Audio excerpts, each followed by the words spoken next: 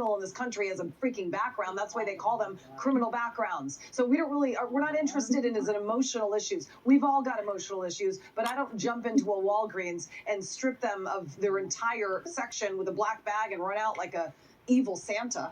And when you watch that video of the security guard, by the way, the first time I remember watching this video, I was like, oh boy, he didn't even go after him. But actually, he can't. And that's the problem. Security guards have no power. Police have no power. And I bet you anything, if a cop was standing at that door, they probably would have just let him go. Why? Because these cities don't have, especially in San Francisco, a mayor that's going to tell the cops, yeah, stand up to these guys. No, let him go. He probably can't afford all that stuff he robbed anyway.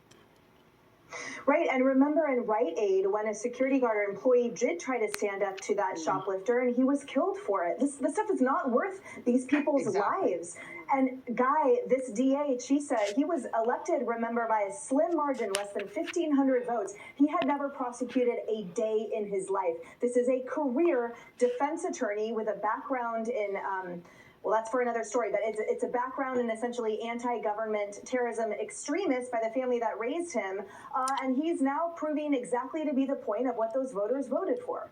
Yep, and there are left-wing DAs in San Francisco, as you pointed out, LA, Philadelphia, and you're seeing these results, and in this case, in SF, you've got the guy who's in charge of enforcing the law, empathizing where the shoplifter, a serial shoplifter, talking about, oh, well, maybe he was desperate, was the mugger who mugged former U.S. Senator Barbara Boxer elsewhere in the Bay Area. Was that a desperate person? We're going to make excuses for criminals committing crimes? What about people, because a lot of these Walgreens and CVS, these stores are shutting down, they're closing because they can't operate. It's totally unsustainable. What happens to the people who work at those places? Are we going to empathize with them when they're out of a job? What about the communities who are served by those places? The grandmother who gets her drugs at the Walgreens. Are we going to empathize with her? Or are we going to empathize with the criminals to sort of like excuse away and explain away their criminal conduct? I mean, it's wild.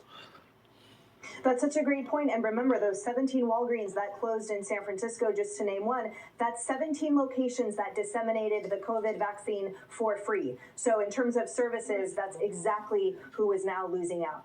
All right, as Americans cheer on Team USA in Tokyo, some college